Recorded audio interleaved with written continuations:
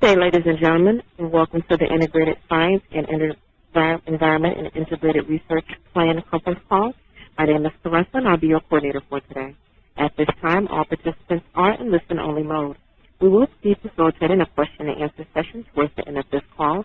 If at any time during the call you require assistance, please press star followed by 0, and a coordinator will be happy to assist you. I would now like to turn the presentation over to your host for today's call, Mr. David. Please proceed.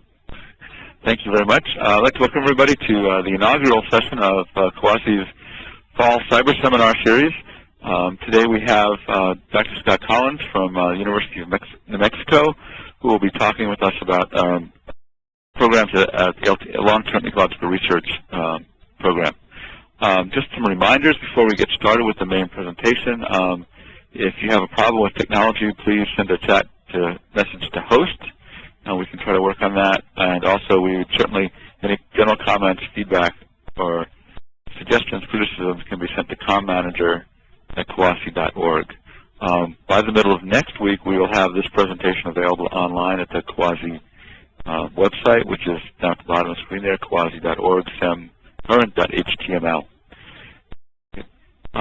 Just a few notices of upcoming activities. Next week, we'll have a cyber seminar from Cecilia DeLuca from the National Center for Atmospheric Research. Then in early November, we'll have Edward Rutherford from the University of Michigan, followed by Iris Diogeochemical from Georgia Tech. Also, for those of you who will be at AGU, I'd like to cordially invite you to the membership meeting, kind of town hall and reception at the Fall AGU meeting. I don't have an exact date and time yet, but I will keep you posted on that. Anyhow, so today I'd like to welcome you all to a presentation by Dr. Scott Collins entitled Integrated Science and the Environment, an Integrated Research Plan. Scott is currently a professor of biology at the University of New Mexico and director of the Sevilleta LTER. And as he said, prior to escaping the government, he was program director for LTER at NSF. So I'm going to turn the presentation over to Scott, and he can take over from there. Scott, you are good. You are now presenter. Right. I have the little green and blue ball. Yep. Sweet. Okay. Thanks, David, for the introduction and the opportunity to talk about the planning process that the LTER network went through. It ended approximately a year ago. It was about a 3-year effort, and it's been just long enough that I can actually think about it and talk about it again. So I'm happy to do that. And what I want to do is present what is more or less a kind of a bureaucratic seminar to go over some of the drivers for what we are doing in the LTER network and how we are attempting to develop a more integrated research program within the LTER network. But at the same time, our goal was to generate what we call the funding initiative to provide the scientific input and documentation to the National Science Foundation for requesting additional resources to promote what we're really thinking about as social-ecological research. And there are programs at NSF that already address that issue, but we feel that there are still a number of gaps that could be filled and additional resources were necessary. Of course, this is all before the massive global financial meltdown, so we have no real clear idea of when this might be implemented. But as I go along, I'll try to explain a little bit about the motivation for this effort. First, I'll start with, I can control these slides, just a brief introduction of the LTER network in case it is unfamiliar to many of you. It is a program funded by the National Science Foundation. It is a core program in the Division of Environmental Biology within the Biological Sciences Directorate, but there are also core funding lines that come out of the geosciences as well to support long-term ecological research. The network has been in place since 1980. There are currently 26 long-term ecological research sites and a network coordinating office. The thing that tends to unite the research among these sites are research activities in 4 or 5 what are called LTER core areas. This would be net primary production, organic matter cycling, nutrient cycling, population dynamics, and disturbance. So those are just topical areas that all 26 sites are expected to participate in one way or another. And the idea is that by doing so, we would have some capability to generate collaborative research, share data, and seek broader generalizations, and not just be 26 individual sites. The network is quite diverse. It has been developed not with the goal of sort of representing all potential ecosystems in North America or the U.S., but primarily through calls for proposals and just competitive proposals that NSF panels evaluate. Once a site is selected, it stays in the network and has to compete to keep its funding. There are sites that were started in 1980 that are still running today, and so some of these sites have been in business for about 28 years now. So there are a variety of habitats, including Antarctica, sites in Alaska, coral reefs in the South Pacific, tropical forests in Puerto Rico, and a number of different kinds of environments in the lower 48, including agricultural ecosystems, some relatively undisturbed systems, and then also some of the newer sites, including urban ecosystems. Both Baltimore and Phoenix are part of the network as well as integrated research sites. People take very varied approaches to long-term research, both in just long-term observational data collection, but there are also a number of long-term experiments that are put in place to address some of those key core areas that were shown in a couple of earlier slides. But what you might get from the development, from the past two slides, is that there's quite a bit of diversity in the kinds of habitats that exist within the network and the kinds of approaches that people use to address those 5 core areas. So every once in a while, like approximately on a 10-year interval, the National Science Foundation puts together a team of people to evaluate the network as a whole, to see what its strengths and weaknesses are, and to make recommendations that NSF can use to implement and change the network. And the first review that was done in the 90s recommended more sites and more diverse habitats, and NSF has followed through on that. The second review that finished in early 2000 used the word throughout the document synthesis approximately 72 times, suggesting that synthesis was important and saying that the LTER network itself was really underutilized in that it was not really doing good synthetic research across sites, but it was still doing very good site-based science, and that the network needed to really move more into a synthesis phase. So with that in mind, the LTER program at NSF essentially funded this 2.5-year planning process that would push the LTER network more towards integration and synthesis across sites.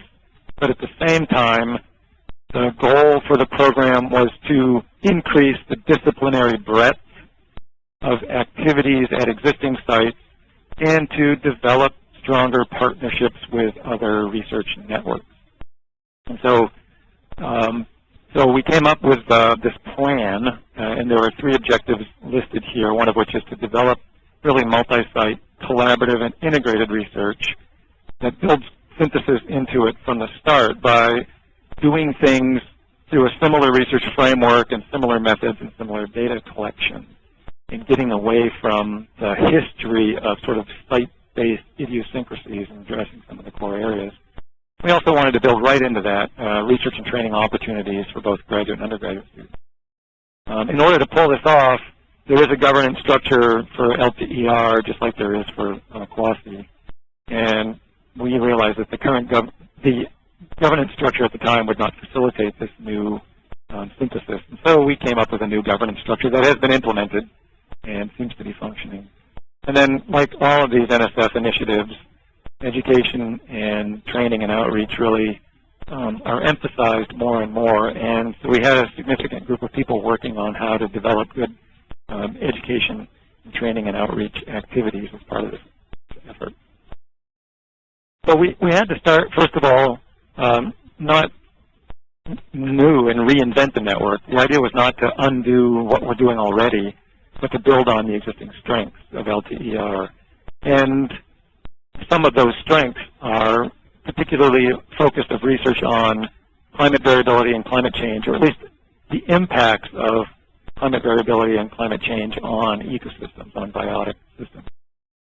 There's a long history of sort of ecosystem process research, biogeochemical cycles, and most sites have pretty good long-term research, both experimental and observational, on biotic structure and dynamics. It was fundamental that we move beyond just sort of our ecological research program and further integrate the ecological sciences with the geosciences and social sciences. That was really a message that came strongly from the folks at NSF. We do have some experience in doing that already, and we need to build on that experience. There are a number of sites that do that well and a number of sites that really don't. We have this well-defined organizational structure so that we can sort of implement these things and get buy-in from the sites to push the network forward in a synthesis and collaborative way. We have common goals, as I said, through the core areas.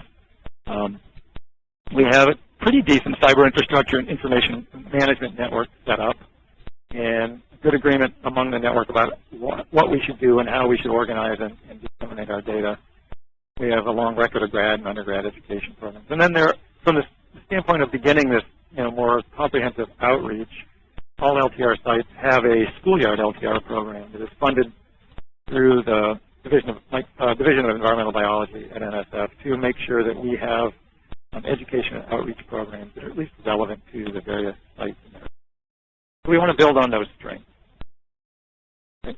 So if we try to organize our thinking, we sort of think about this in a hierarchical framework where climate variability and climate change sort of happening obviously at global scales. Nested within that are social-ecological systems, and those sort of impact some of the key ecological things that we've been doing in the past, such as understanding biotic structure and biogeochemical cycles, and how those are altered by social-ecological systems and climate drivers. So that's sort of our organizing hierarchical framework. And so what I'm doing is just sort of working through some of the motivations now for where we're going in this. And everybody is probably familiar with the infamous hockey stick diagram, looking at temperature change. This was, of course, such a controversial figure that the authors were dragged in front of committees in Congress because congressmen obviously had a better handle on climate data than these guys did. And the fundamentals of the hockey stick have been reported through various reanalysis. But as many people have shown, you can find more and more publications with graphs that include multiple data sets. And in this case, the figure shows both biological drivers and human drivers. So we can look at energy consumption, CO2 in the atmosphere, population growth, global temperatures, nitrogen availability.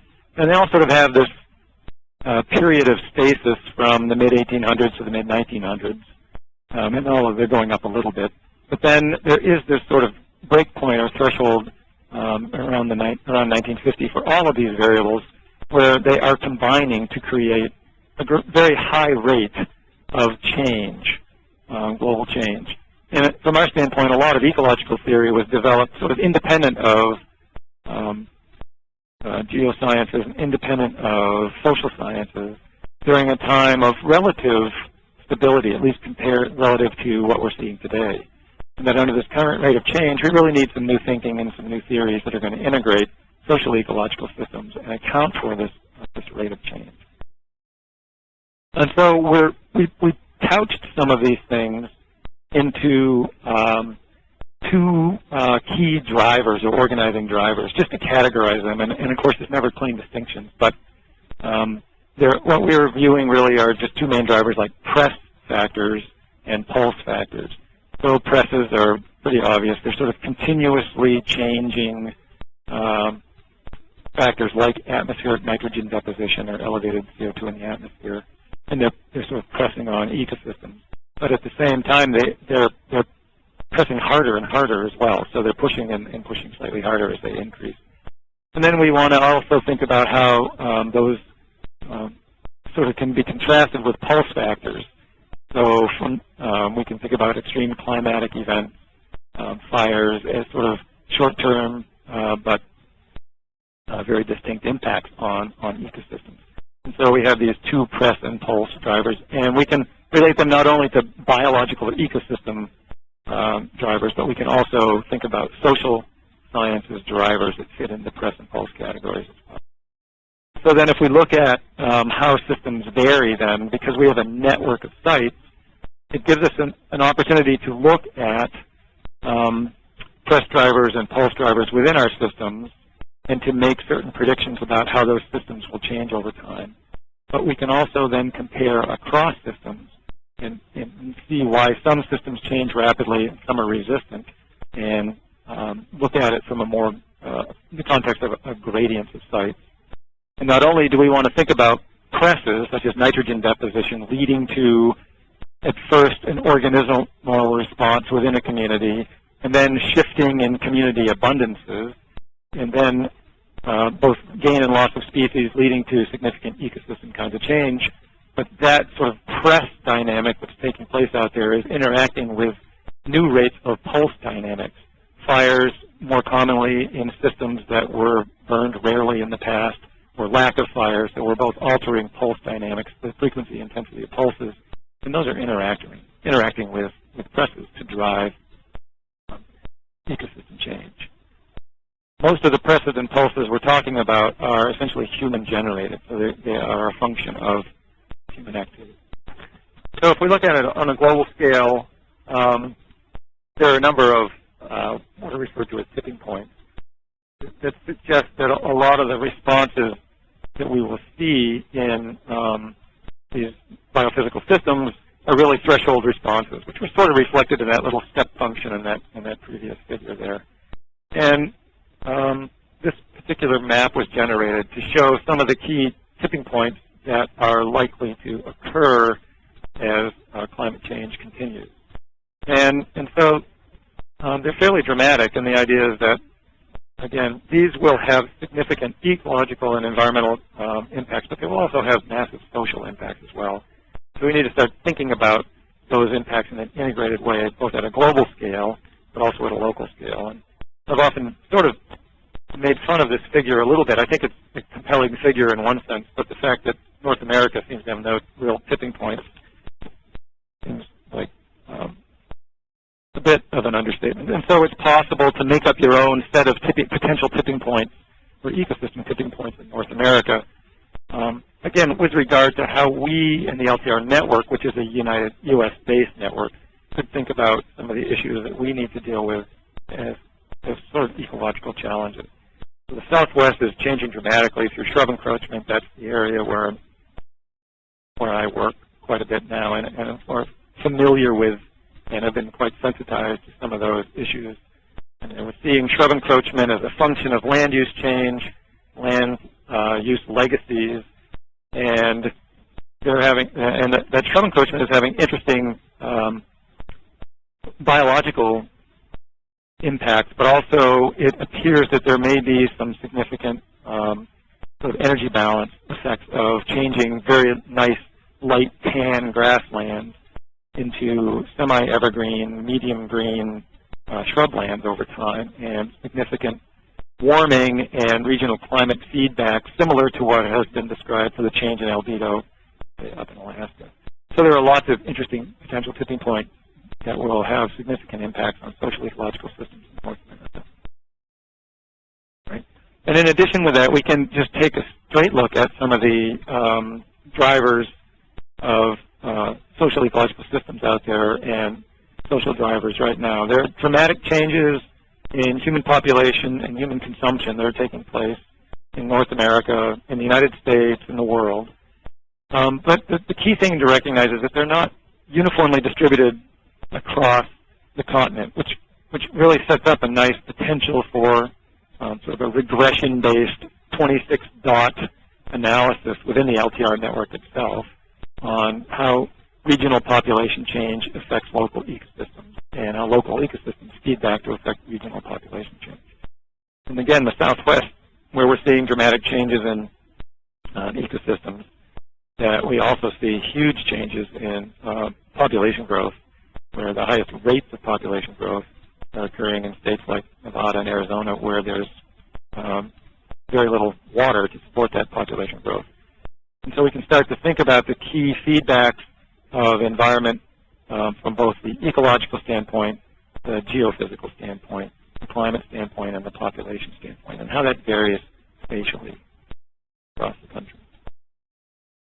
And again, the problem of urbanization is having a dramatic impact and sort of concentrating a lot of change, where we can maybe load up the human population on small parcels of land, but the impacts of that can spread out over considerable distances.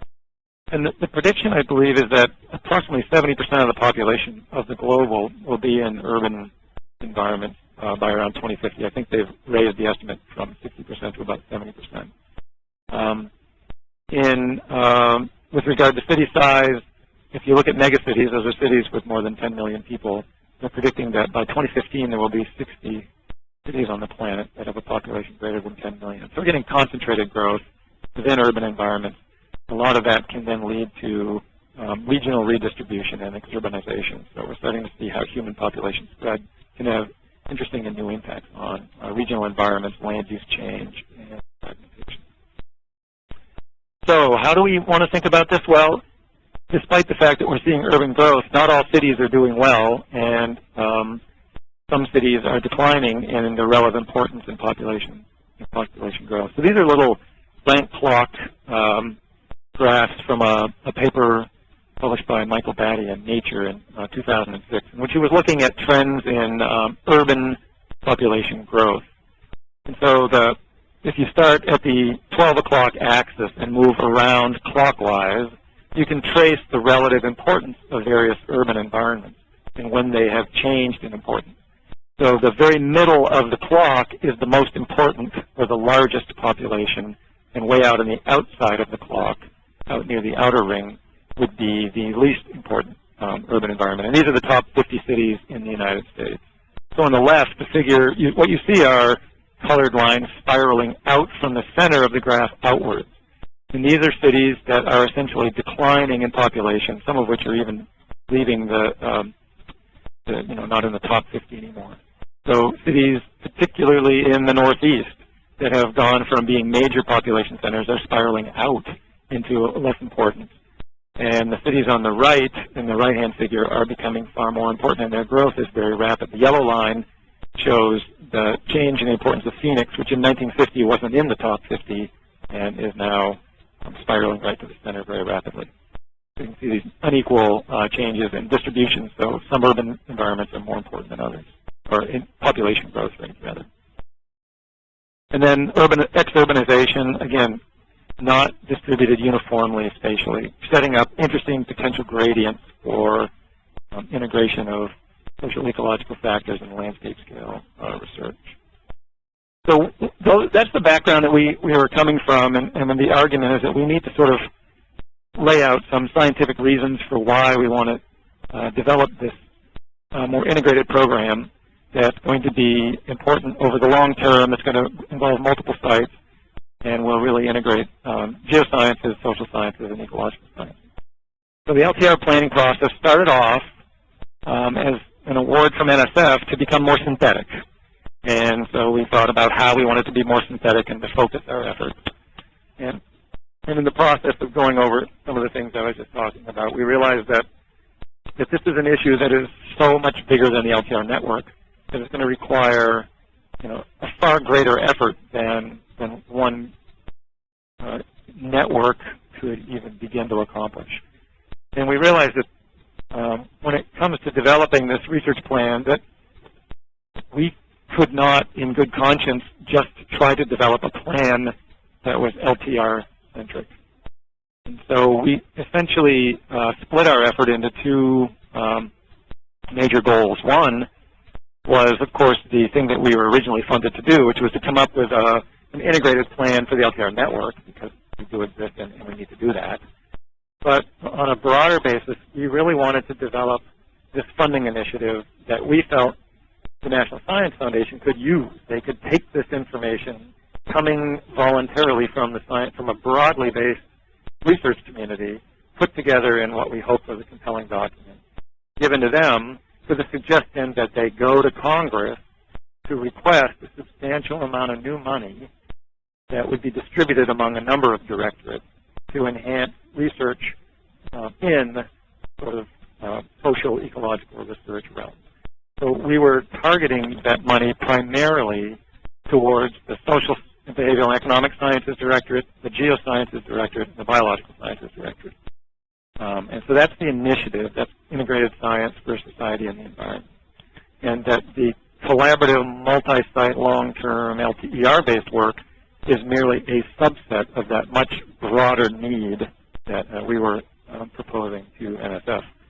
And you can think of this as similar to the biocomplexity initiative that came out of the previous NSF Director's office, Rita Caldwell's office, in which she had a generalized idea about integrating across disciplines as well. She called it biocomplexity, sold it to Congress, and it generated tens of millions of new dollars that become part of the core NSF budget. So we were trying to play that game as well. All right. So first, I'll just talk a little bit about the initiative, IFS. All right. And so if you think about how NSF has grown, it has developed over time from a series of simply core programs and individual grants into more complex programs, such as the LTER program, as an example, which started in 1980. There are also programs that go back a long time, like the Science and Technology Centers, various other engineering research centers, etc. So in other words, looking for different, bigger science approaches. And in the 1990s, there was a strong effort to develop these cross-cutting and NSF-wide initiatives and to really get interdisciplinary.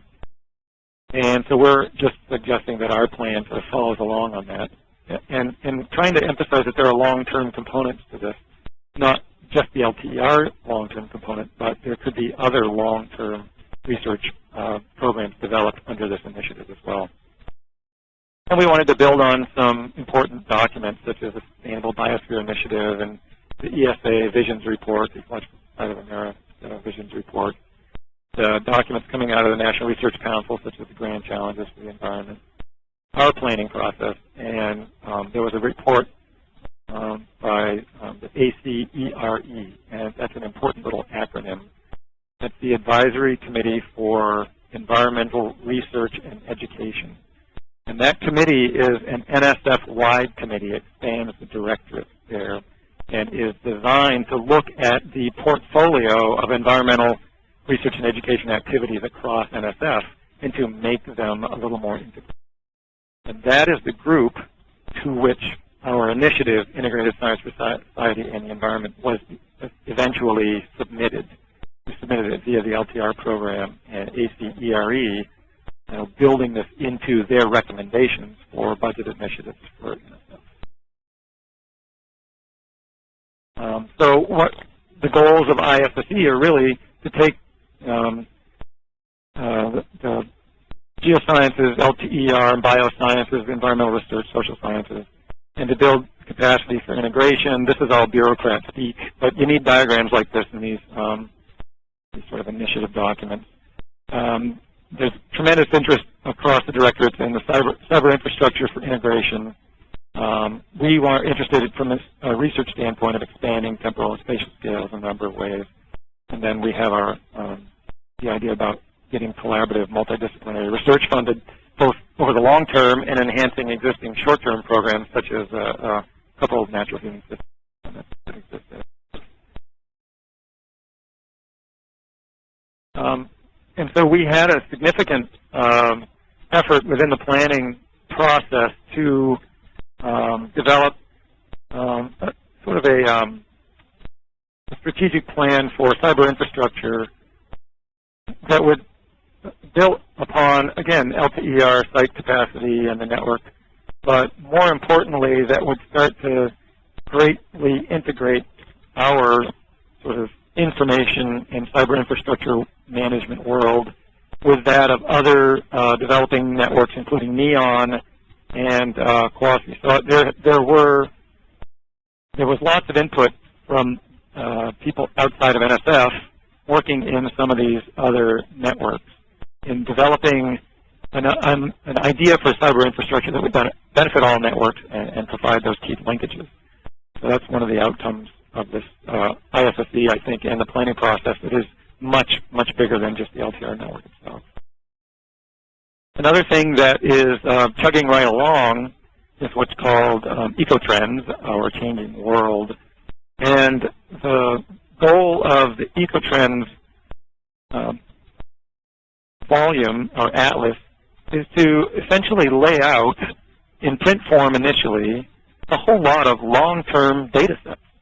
Not just the LTR data sets, but this is a collaborative effort with the U.S. Forest Service and their experimental research forest, as well as the Agricultural Research Service and the LTR network, plus some other long-term sites as well. And the idea is that even though we have all this fancy-pants cyber infrastructure, information management, and ecological metadata language, that if you are lucky enough to go out and find the data sets that you are interested in, they are often raw, massive data tables, and very difficult to use and summarize, especially in a synthesis context, but also in educational context. So what we're trying to do with trends is take some of the key long-term ecological data sets, climate data sets that we have access to summarize those and to put those together in a volume with just a little bit of summary information about them, and to develop this essentially into a web-based application where these data sets will be freely available, the synthesized data sets, the ones that are actually usable. They will be readily available. There will be links back to the original data, but people will be able to go and download these data sets to aid them in synthesis and education activities. And many of these data sets will be updated annually so that the book is static, but the website, the Ecotrends website, will continue to provide these data sets and make them usable to anyone. So those are just some of the generalities coming out of the ISSE funding initiative. A more collaborative cyber infrastructure across networks, access to existing long-term data sets in a more usable format, and this funding initiative, the ISSE funding initiative. And as I said, out of the whole initiative, we were also responsible for coming up with a view of how the LTR network should organize its new, more synthetic research activities. So I'll just talk briefly about that. All right, so we're back to our little hierarchical football, the purple football model, with climate variability and climate change, social ecological systems nested with that, and within that, and then feedbacks between social ecological systems and biotic structure and biogeochemical cycles, what are viewed again as the strengths of the LTR network. So we operate under the central premise, so a series of givens, then we can move into this social ecological framework. So we know that human activities are dramatically altering key resources and drivers, from sea level rise to changing rainfall patterns. We're classifying them, as I said earlier, into relatively discrete events such as pulses and continuous events, which are presses. And that from the biological standpoint, we know that individual species have evolved adaptations to capture and use resources and to respond to various environmental drivers. In many cases, these resources have been very limiting, and that many of these adaptations, such as nitrogen use efficiency, really reflect the fact that some of these resources are generally limit production and lead to species interaction. So these adaptations are important. But we are now changing the whole ball game from the biological and ecological standpoint as we greatly increase resource availability and drivers that essentially undermine millions of years of evolution and adaptation, and that will have impacts on community structures, species distributions, species interactions, and ecosystem functioning. We also know that social systems can also, they're also very spatially and temporally dynamic. So you can, for example, just human population and the rank clocks of various cities. And we can see that social systems respond to press and pulse events. There's a very obvious pulse event going on right now in the global economy that will have significant long-term impacts, I would imagine, on both social systems, on all kinds of social systems.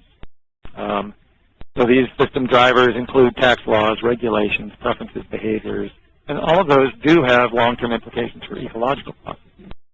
And again, there are these known feedbacks between, therefore, ecological systems and social and human systems. So those are our premises.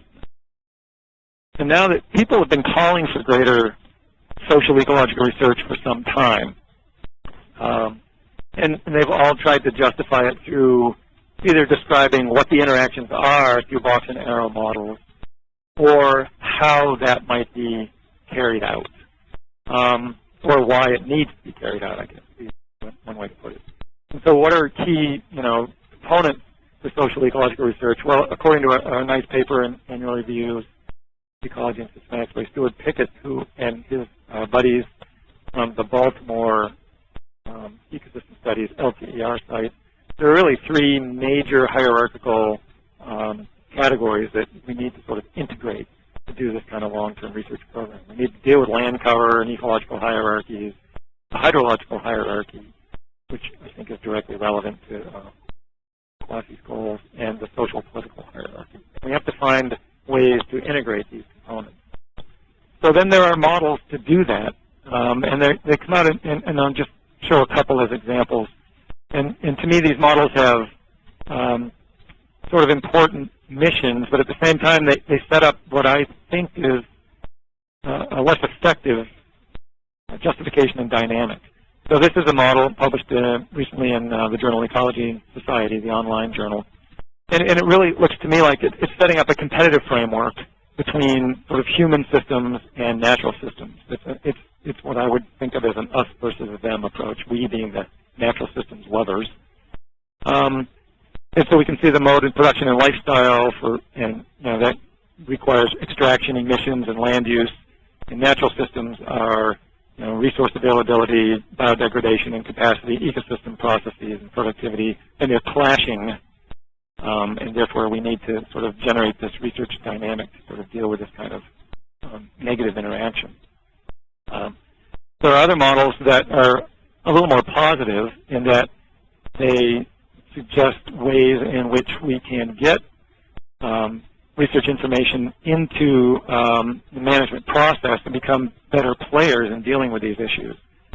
And so there are a couple of examples shown here. These models are important, but they lack feedback. They provide the message that if we give them the information, good things will happen. And they don't really reflect the fact that there are important feedbacks between management back into ecological, social economic systems, ecosystem services. So they're sort of unidirectional models. And so what we've come up with through a long series of discussions and groups of people working together, including traditional LTER ecosystem and community ecologists, a number of climate people and hydrologists, and a variety of kinds of social scientists, is the integrating framework that the LTER network has adopted for its new research program. And the framework, which is affectionately referred to as the loop diagram, is important because it is iterative, that you can enter the loop in any one place here and move around through the loop by looking at the linkages between, say, starting in the middle, presses and pulses, which are generated by human activities now, as well as by natural phenomena. So they're integrated in that box. And those things drive the geophysical template, the things that we're comfortable studying as ecologists, community structure, ecosystem functioning. And those things interact and produce ecosystem services.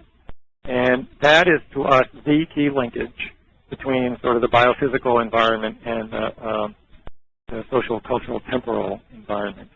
And ecosystem services are receiving greater attention in the literature and becoming, I think, better defined, more quantifiable, and perhaps even eventually more marketable to a public to help get information about the importance of the environment on how they're impacting social systems and social system feedback to natural systems, and we think the driver is ecosystem services. And then we have the social cultural template as well, which involves both human behavior and human outcomes. The model allows those that are comfortable just within their own realm, some social scientists and some geophysical scientists, to still work within that realm and be part of the bigger linkages. But it also allows people to find mechanisms to integrate social ecological sciences and social and natural sciences. And the way we do that is, you can see that the arrows are all marked by little cues. These are general questions that have been developed to sort of link these various categories. And so what we feel is that this is a much better approach, both conceptually and organizationally, because it allows us to use questions to drive these dynamics, to set up research, to share information, and to kind of constantly go around this loop diagram over time as we start to see some of the feedbacks from one side or one little box to another. Right. So this is just the general set of framework questions. Right. For example, how do long-term press and pulse drivers interact to alter ecosystem structure and function? That's the kind of question that ecologists have been asking for a long time. And we can go all the way down to question 5. So which human actions influence the frequency, magnitude, or form of press and pulse disturbance regimes across ecosystems, and how they change across ecosystem types? And so we start to see how we can then use these questions to move around this diagram in an integrative framework. So the plan, again, I'll just go back. So one of the big emphases, or why we chose to really emphasize ecosystem services, is to build on the Millennium Ecosystem Assessment, which came out at the time that we were initiating a lot of this planning process. And the Millennium Ecosystem Assessment did a really nice job of sort of outlining and defining the categories of ecosystem services and how they have important feedback and impacts on constituents of human well-being. And so we wanted to build on this model and incorporate this into our research framework. And so you can see the ecosystem services can be divided up into supporting services, provisioning, regulating, and cultural. And then they have different kinds of impacts on human well-being, such as security, quality of life, health, etc. And so we use this as an important building block. And then this sort of unreadable slide, I don't know what happened to it, but it's all kind of pixelated, I apologize, is an example of how one LTER site has taken that framework and adapted it to their ecosystem, the Boreal forest ecosystem. And so what we had all the sites do was to take the generic framework and put it into their own system, and then more clearly define the 6 questions relevant to their system. I think the next one's better, yeah. This one's at least readable. So the first one was the Boreal forest, so that would be coming out of the Bonanza Creek LTER site up in central Alaska. This is from the Sevilleta site. This is from the site where I work, in our view of how we might look at the Middle Rio Grande Valley, focusing quite a bit on ecosystem services associated with water quantity and quality, and hydrological security under changing regional drivers like snowmelt, climate change, and population growth. And so we're all applying that model to our system. Then we've brought all the individual loop diagrams together, and we have essentially integrated them into 3 major research frameworks that the sites can participate in. And so we've generalized and built up from the individual site loop diagrams into 3 different regional loop diagrams, or 3 different topical diagrams, I'm sorry, to integrate the future of our research. So the idea is that we would then take this network of ours and apply this hierarchical framework across all these sites. And we could have, for example, regional sites that are focusing on quite a bit of the same kind of questions, But because all the sites are developing the general framework, we can then start to do some cross-site comparisons that don't rely on just the New England sites doing New England problems and the desert Southwest dealing with desert problems. But there are some common questions that we can integrate across this very diverse network through this framework. All right. And so the three topical areas that we've kind of settled on, at least at one point, were biogeochemical cycles and water cycles, climate, the biological impacts or ecological impacts of climate variability, and community structure and diversity. And not all sites will address all of those components of all three of those, but a number of sites will develop a number of components, and we will have a nice mechanism to integrate and seek them, and hopefully develop generality through synthesis. Right? And the big question is, how do changing climate, biogeochemical cycles, biotic structure affect services and dynamics with feedback to human behaviors? And that seems like a common question and all that, but I can't tell you how much effort it took to come up with that one set of one question and get everybody to agree on it. But what we feel is that we have really put together a program that is unique in that it is multivariate, it is truly interdisciplinary, it is cross-site and cross-habitat, and from the standpoint of the LTER network, it's also long-term.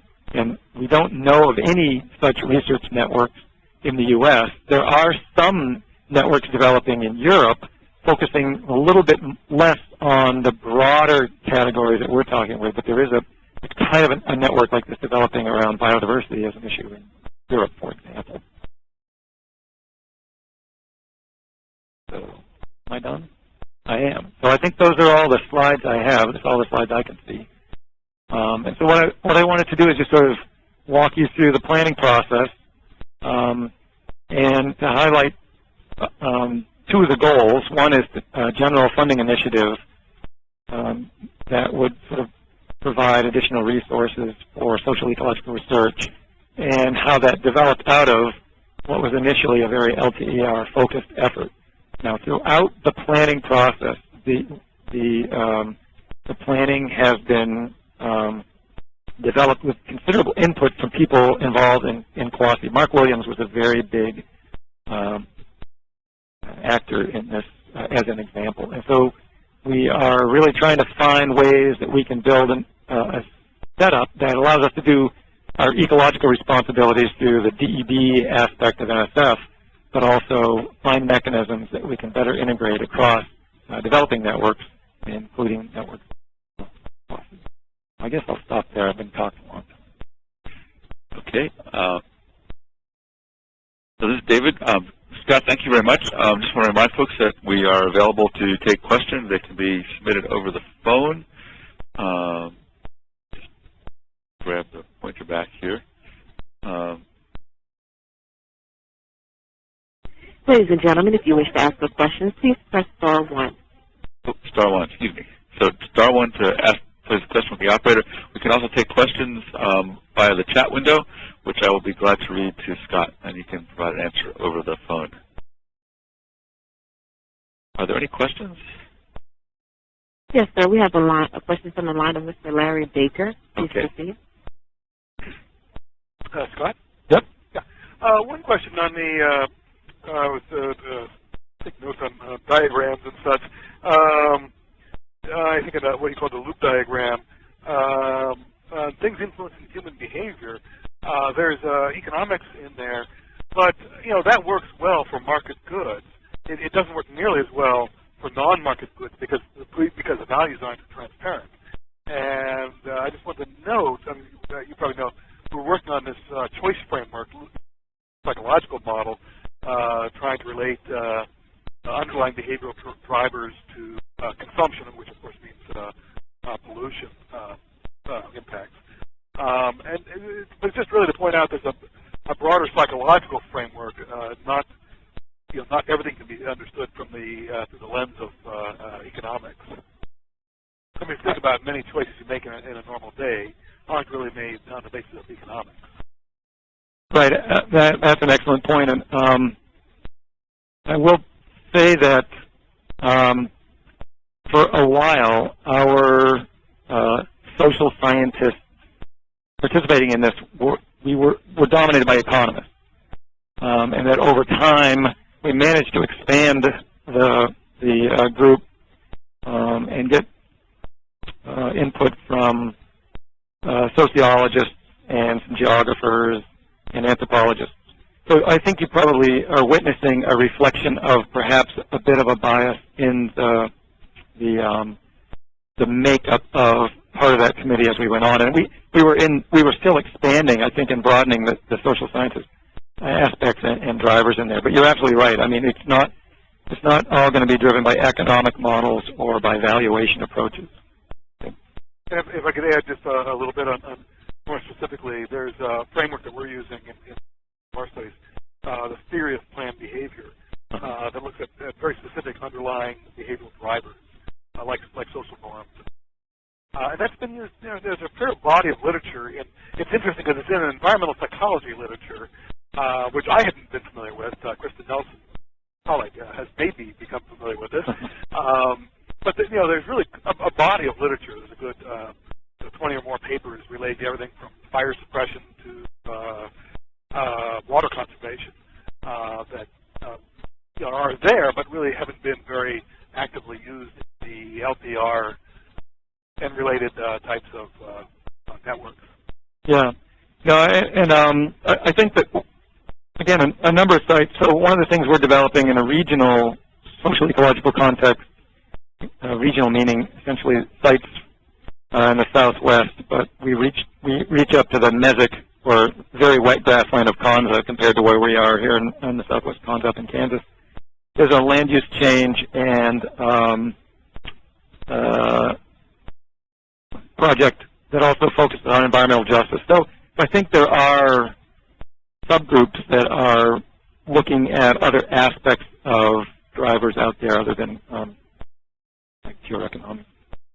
And I just have to be dragged along with these guys because I'm not sure what the best approaches are, and so I trust the groups that I'm working in to take me into creative ways of dealing with the social sciences.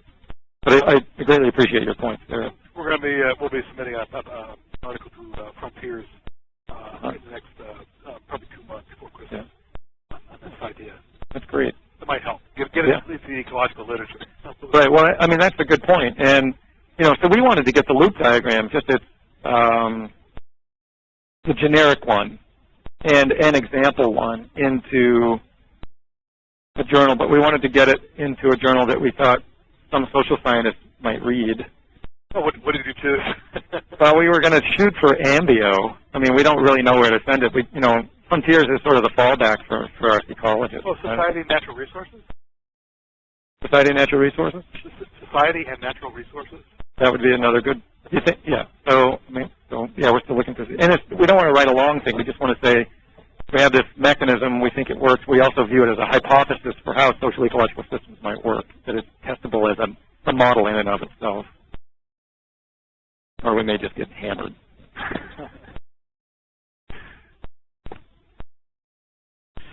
The next question comes from the line of Wendy Gordon. Please proceed.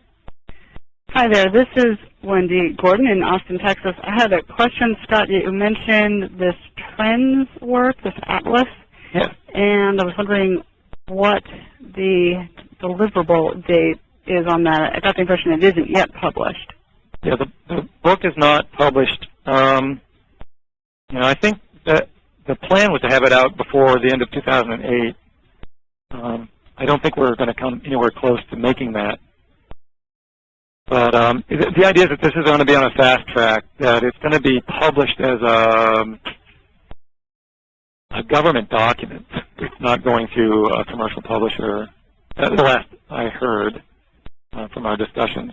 Partly to make it, if we can come up with the dough, that'll make the book free, and we'll get a bunch of copies of it. But I think the more important output, of course, would be the website.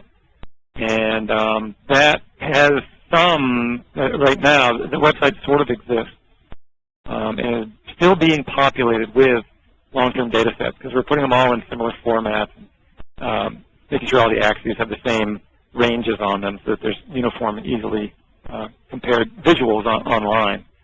But all of this should be coming out within the next 6 months, And I know we have one more trends editorial meeting coming up later this year.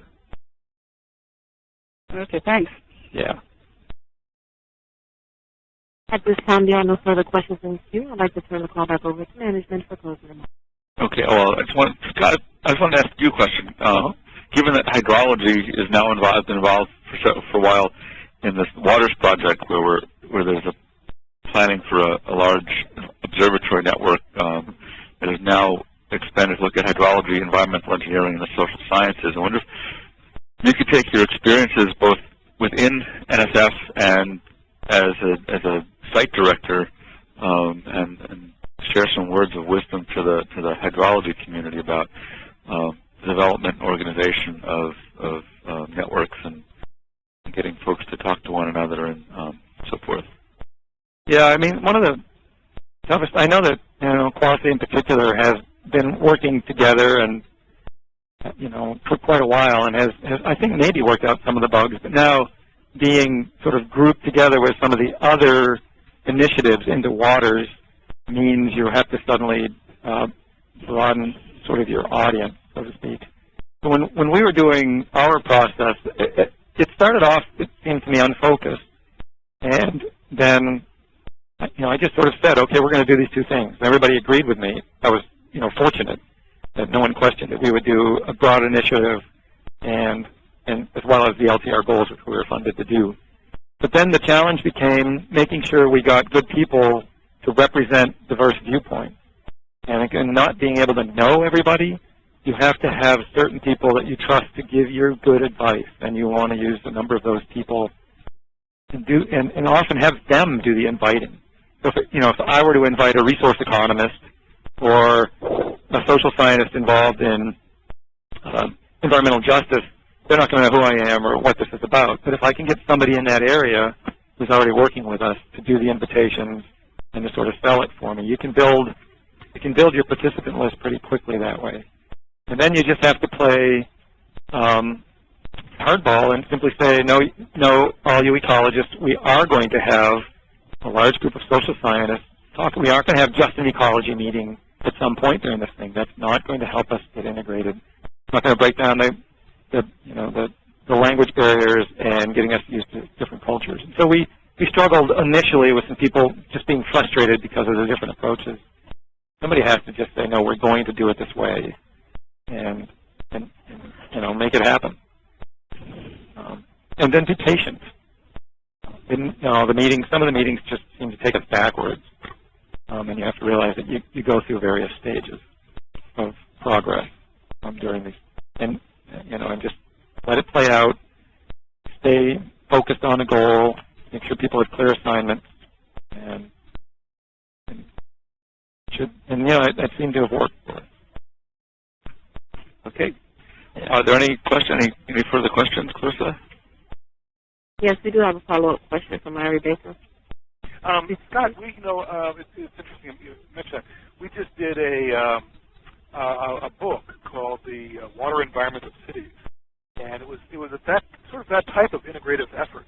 It actually started at two NSF-sponsored workshops, one in 2006 that Millennium started on I think it's called Green Cities, Blue Waters. That kind of got us going, the people in the room, and we realized we were kind of seeing the opposite ends of the elephant, or different parts of the elephant, like the story about the blind men. Oh, am I connected or not? Yes, you are. Yep. Okay, I just got a note saying I'm not, but I guess I am. So it actually turned out to be a very diverse group who decided to get together and work on this book, and we did it. It's coming out in early 2009, but it was economists and Claire Welty, hydrologist, Baltimore, Paul Westerhoff from Phoenix. About maybe three people were educated as planners, who turned out to be very, very important because they were the ones who actually turned the buttons on some of these things. A lawyer, a stream morphologist, and a few other people. But it was, it really takes several iterations. You can't get together in one meeting and get anything done. But in the end, it turned out to be quite interesting. We had, core principles coming out of this, and we did this after we wrote the core chapters, the main chapters. And it seemed like a very interesting experience, and perhaps something that one could do in the ecological realm. You can envision maybe a meeting that was on either the ecology of cities or maybe the ecology of agricultural regions, where you had, say it was agricultural, you would have farmers, there, and economists and planners, regional planners, and such, or in the urban area, something roughly equivalent. I think really opened our eyes. None of us would have seen the conclusions we came up with, alone or just working with one or two other people. Anyway, just an idea to, you might try something like that on this broader integration, but I think you have to go really broad on the types of people, from engineering to planning to, the legal framework, political framework. Anyway, just an idea. Yeah, no, it's true. I mean, I found it very satisfying, and I really enjoy it. I think I learned a heck of a lot about, just sort of the bigger picture of how systems function and, the role of other disciplines and the way they think. You have to make sure that the people that are involved in this, first of all, are really interested in learning about other disciplines, and they will agree to that goal and work towards it. There's some people that just can't, that don't have the patience, and they can't stick with it. Yeah. Although we found, when I invited people for this book, at the first conference to write the book, we had about a dozen people out of the 40 or so that were there. Everybody said yes, and only one person backed down after 2 years later. And we went through some major obstacles. Right, and so that's clearly a good success story. Yeah, I mean, I don't know why. Yeah. Nobody backed down. Yeah, well, there is always that too, right? I mean, there's this sort of, I don't know how it worked, but it did. Yeah. But anyway, something like that on, the urban environment, which of course is where you have a lot of people. And we have some experience now with Baltimore and Seattle and Phoenix, and I would argue now in the Twin Cities, but other places too. Maybe there's enough experience to do that kind of thing. Yeah. I mean, right now everybody's so tired of planning and working on things. We'd like to go out and collect data again. Drink beer, Yeah, and right.